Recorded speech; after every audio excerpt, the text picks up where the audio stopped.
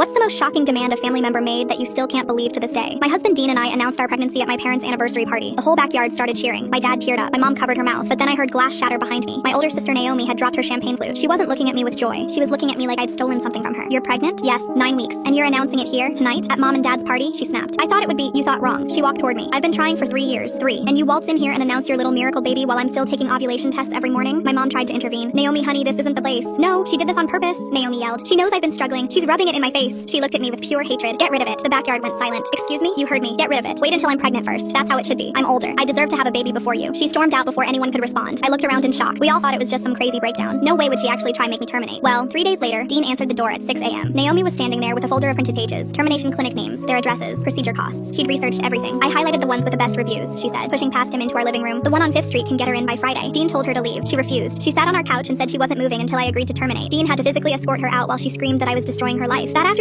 my mom called a family meeting. Naomi stood in front of everyone and explained why it was only fair that I wait. She had pie charts, timelines, a printed email from her fertility doctor, screenshots from her ChatGPT conversation where GPT agreed that me getting pregnant first was manipulative and selfish. Naomi presented her case like she was arguing before a judge. When she finished, my uncle Victor, who's a family court attorney, told her there was no legal framework in which she could demand I end my pregnancy. In response, Naomi started crying. If you go through with this, you're dead to me. She pointed at me and screamed. Everyone just kind of looked at her. My 7-year-old cousin even yelled, "Take a chill pill, girl," from the hallway. Naomi looked around the room, at everyone staring at her, like she was crazy.